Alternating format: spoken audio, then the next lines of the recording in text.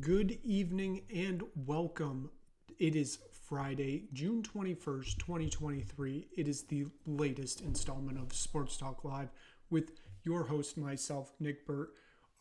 It is Friday, which means we are at the weekend, basically. We got some sports on right now. We're going to talk about a few things today.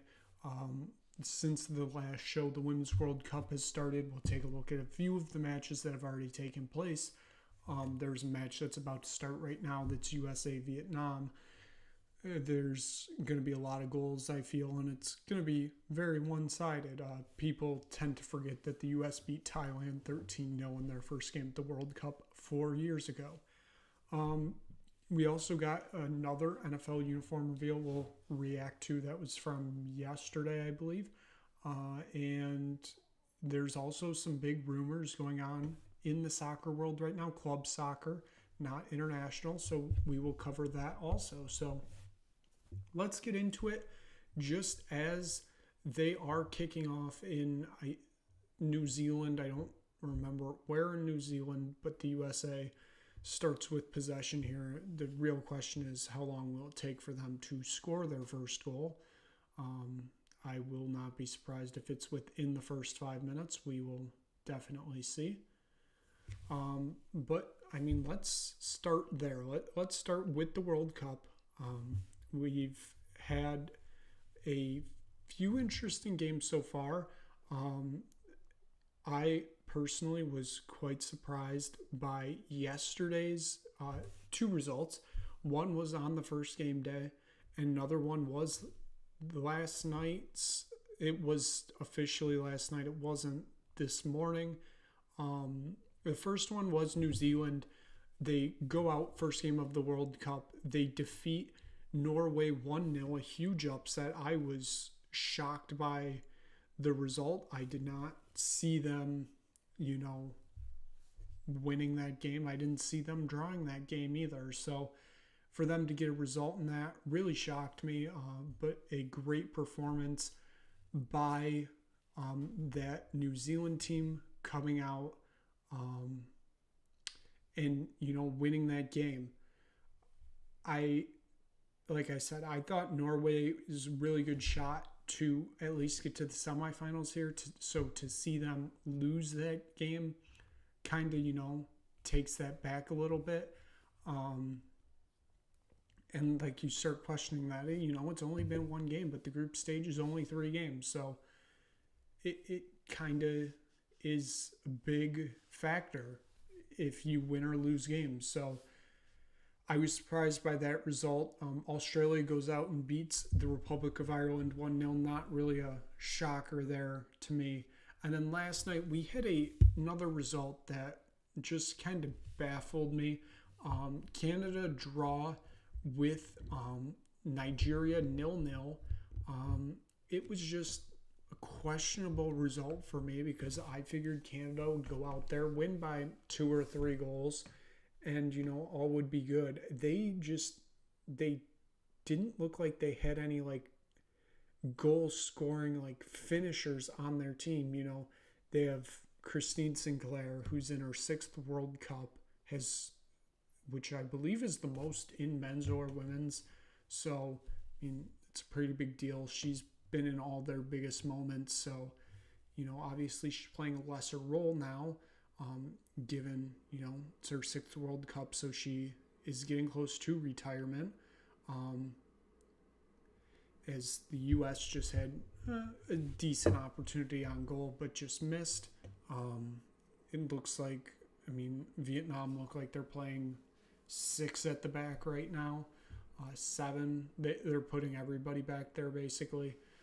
They will have probably 0 shots on goal tonight. It will be the U.S. maintaining possession most of this game, I believe. Just within the first 3 minutes and 30 seconds, the U.S. has dominated possession, and just Vietnam doesn't look like they should be out there. But Vietnam playing a little bit more physical than I think the U.S. wants to play. We've already seen Trinity Rodman go down with an injury just within the first minute We've already seen 2 different fouls on different plays. So Vietnam, they're playing a more physical game than the U.S. probably wants to play right now. Given that, there are a few other matches coming up later tonight / tomorrow. It's always hard to tell with, time zones. Like the next games are technically tomorrow, but they're in the overnight period. We have Zambia facing off against Japan at 3 a.m. It's a game that I'm not going to say deserves that 3 a.m. time slot, but it's a game that you don't really want to watch, but somebody will be out there watching it. At 5:30, we do have the England national team. I'll raise that above the graphic. The Lionesses, who I believe are bringing it home, they faced off against Haiti in their first game of the World Cup. And then at 8 a.m., we have a great matchup in a Group D, I believe it is, Denmark versus China. It's going to be a very, very interesting game, because that one kind of feels like that Nigeria-Canada game that we had last night, where it's basically going to decide who finishes second in that group. And I mean, it's just a huge match right there. I think they're 2 really evenly matched teams. I think it's the most evenly matched game so far at this World Cup. I know there's only been 5 games, 6 games so far. So there haven't been a ton of evenly matched games. So given that will be the first one, I believe, of this World Cup, and should be quite an interesting game. Given that, not a real ton other coming out, as the U.S. just had another goal scoring opportunity. I believe that is number 3 technically on the game so far. It looks like it was going to be called back for offsides no matter what. But yeah, we'll keep you updated on that. We're just over 6 minutes into this game, so given that, we'll figure it out there. Given that, I did mention on Wednesday's show we went through all those alternate uniform reveals for the NFL.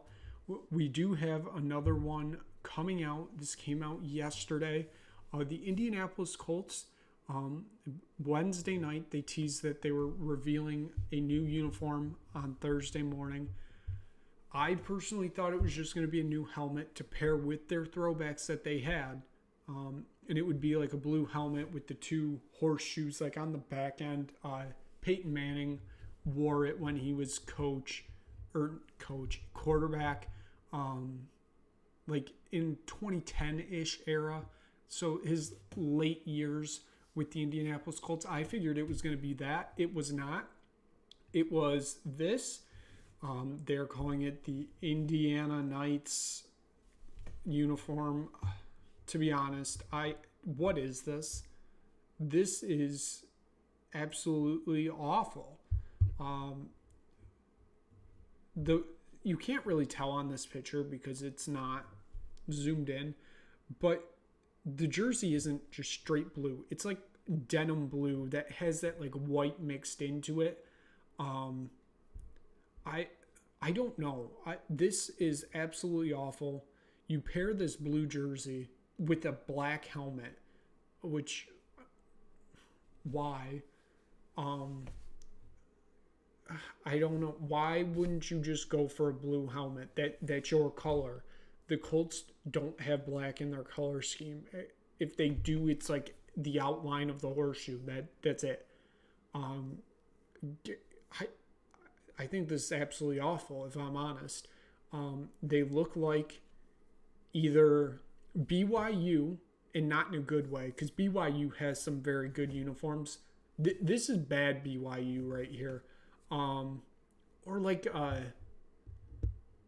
either an FCS team or like a very low group of 5 team. Like, this just looks absolutely awful. This looks straight out of Maction, if I'm honest. I didn't think that they could make a uniform this bad in the NFL, I guess I would say. It's just absolutely hideous, if I'm being honest. It is awful.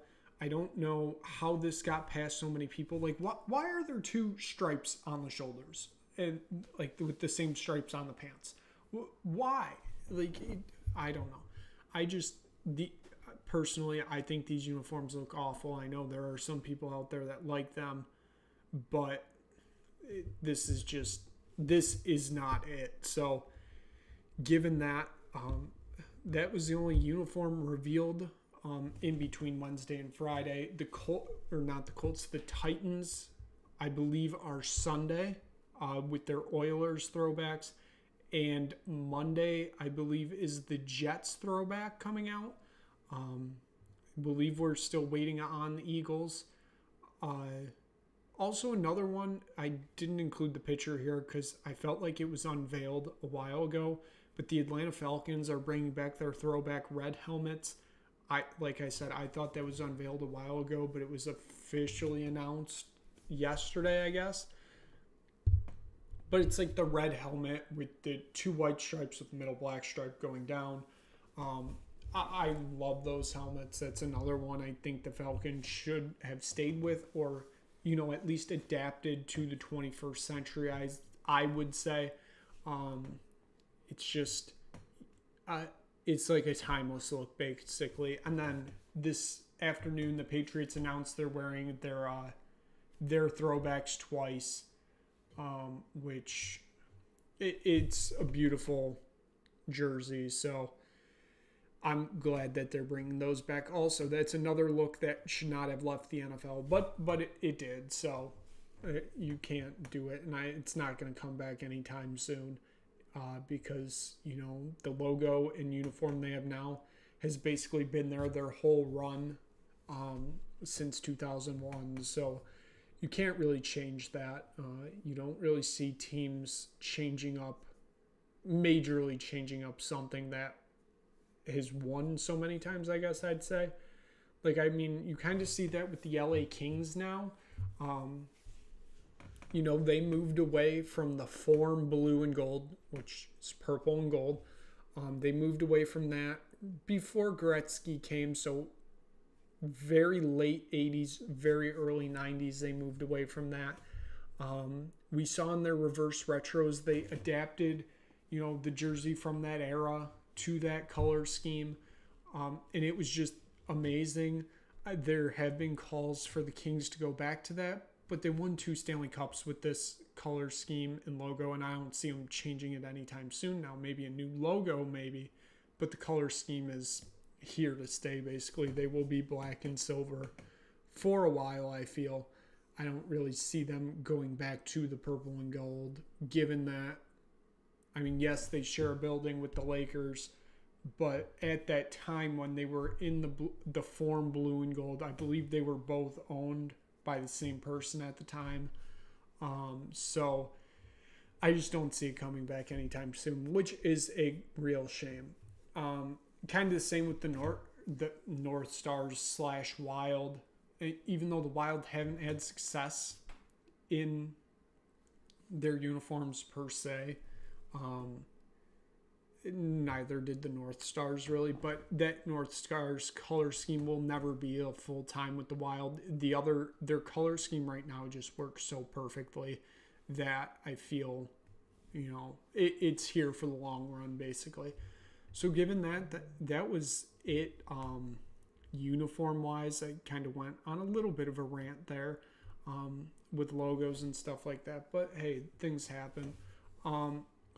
I guess not technically finally, because there's still a lot to talk about here, but big news coming out of the football / soccer world today. PSG leave out Kylian Mbappe from their preseason trip to Japan, and they basically announced that he is officially for sale today, which has not really shocked a lot of people, as the U.S. have scored in the 14th minute. It is now 1-0.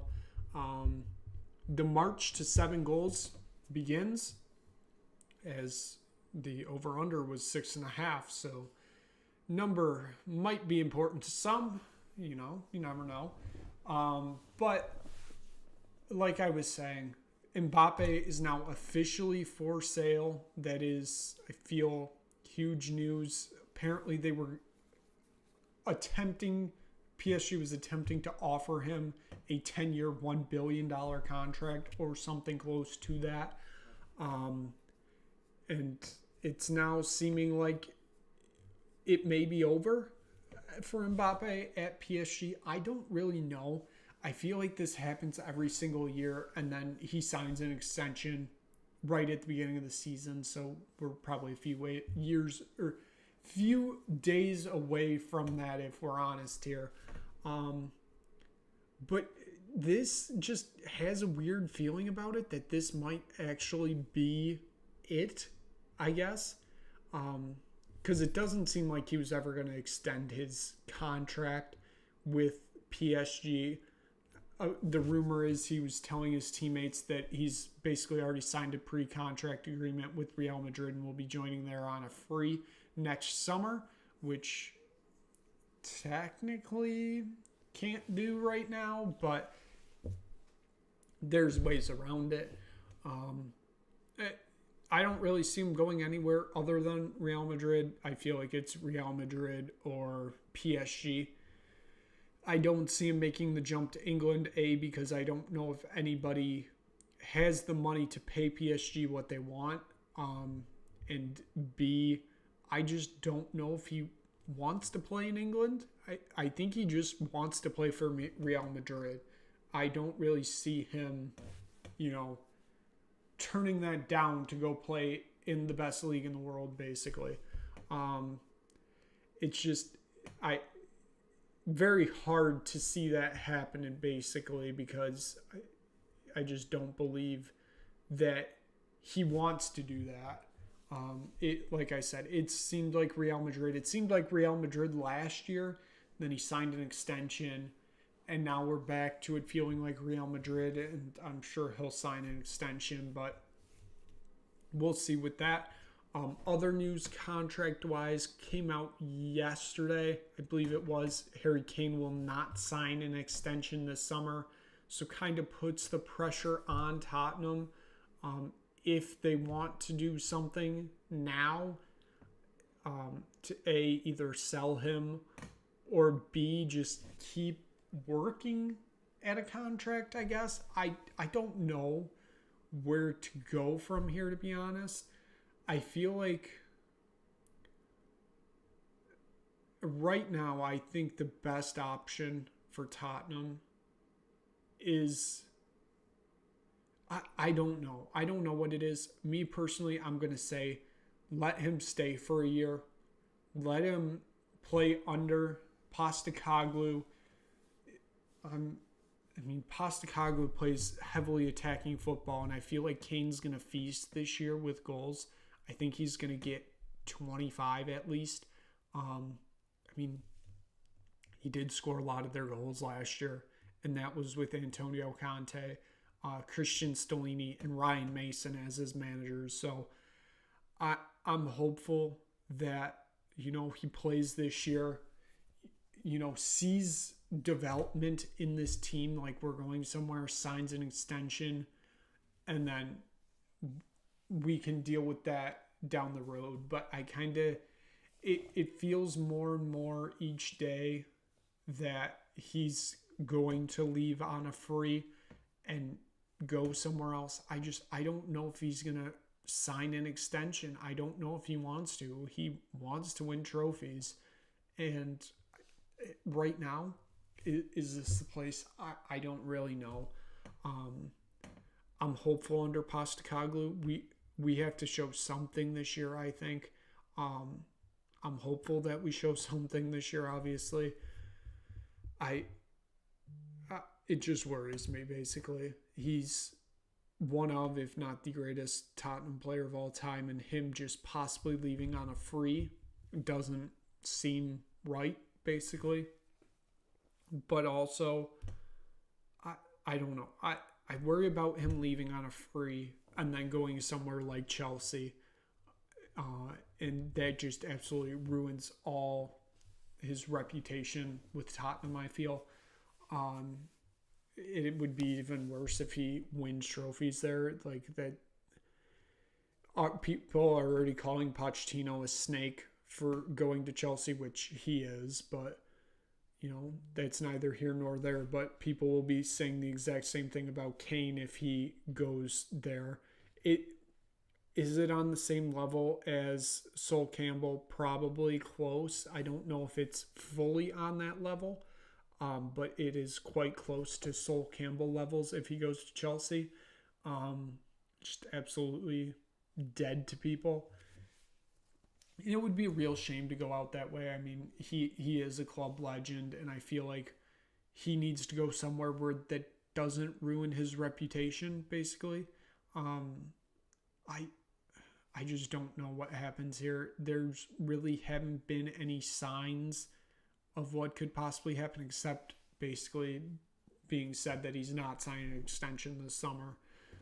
Putting the ball in Tottenham's court to basically say, hey, either sell me and make a profit this year or don't. And maybe walk away on a free. We'll see. Like I said, kind of worrying times, given that you don't know if the greatest player in your club's history is just going to walk away on a free in 11 months, basically. Do an Mbappe and go somewhere and win a lot. I feel like that's the other thing here. I don't know. I feel like I've just been rambling on here about Harry Kane and what he possibly could not be doing and what he could possibly be doing. Like I said, I think Tottenham have to show something this year for him to consider signing an extension. I honestly don't think money is a huge deal for him. Like, obviously, money for anybody is a big deal, but for some players, money is the only thing. Look at basically all the players going to Saudi Arabia. I don't know. I hope he stays, obviously, but obviously wouldn't be shocked if he leaves either. We haven't shown anything in almost 5 years now. So given that, I should probably wrap up the Tottenham talk there because that kind of just rambled on, as I said. The U.S. still dominating right now against Vietnam, even though, the score is only 1-0 at this moment. We're 22 minutes in. Like I said, I'm not really expecting anything less here. Vietnam playing a very, very defensive game, but you can't be surprised by this at all. I believe goal differential is going to play a part in this group, given the Netherlands and the United States. Like, I could easily see that game being a draw and them winning their other two, and then goal difference becomes a quite big problem there. So the U.S. kind of feels like they need to turn it on here, and Vietnam are trying their best to, keep that score down. They don't want a 13-0, basically. As the U.S. have another opportunity here, and yet nothing ends up of it. As they actually did keep it in play, but it ends up being turned over anyways. So given that, I think that's going to be it for tonight. There's not much else on the docket. Slam ball started tonight. I watched about 10 seconds of that, and it was bad. Like, I was under the impression that the whole court was trampolines, and in this game, it was only, like, inside the three-point line. So I don't know what we're doing there. Messi potentially making his debut tonight. He was on the bench for Inter Miami against Cruz Azul in the League's Cup. I still think it would be kind of funny if he doesn't even play tonight. They have LeBron in attendance. They have Kim Kardashian in attendance. David Beckham's obviously in attendance since he owns the team. I personally think it would be funny if he doesn't even play tonight, but he probably will. Given that this has been hyped up as his first game in America, he's most likely going to play. Him and Busquets are both on the bench. We're starting on the bench, so wouldn't be surprised if they both come in at the same time, and we'll see from there. I saw that there were a lot of bets tonight on Lionel Messi, anytime goal scorer. Like 99% of the bets in that game were that or something along those lines. He's not scoring tonight, I don't think. He's been in practice for a week. He's not scoring tonight. If he does, I would honestly be shocked. Usually takes players a few weeks to get developed into the team and, get to that level. Now, yes, this is Lionel Messi, and he's a completely different player compared to everybody else. But given that, I don't see him scoring tonight. Yes, it's Cruz Azul. It's the worst team in Mexico right now, but they're playing the worst team in America right now. So we'll see. Like I said, I think that's going to wrap it up for tonight. The British Open's on right now, but given the time difference, I honestly have no idea who's winning. So we may discuss that on Monday if something major happens. I believe the Tour de France is wrapping up this week. Might be tomorrow. I'm not 100% sure. But yeah, we have reached the end of the July 21st edition of Sports Talk Live. We will be back on Monday with a recap of all that's going on in every world, basically. As actually, I just got an alert from Fabrizio Romano, basically just saying PSG wants to sell Mbappe as soon as possible, and they won't veto any club. Open to every solution. So basically, it sounds like it might be over between Mbappe and PSG. Daniel Levy do something. It's not going to happen, but man can dream that Mbappe shows up at N17 in North London. We should wrap it up here. Thank you for watching. Hopefully you enjoyed this video. If you just stumble across it, like, subscribe, share it with all your people, and we will be back on Monday with another edition of Sports Talk Live.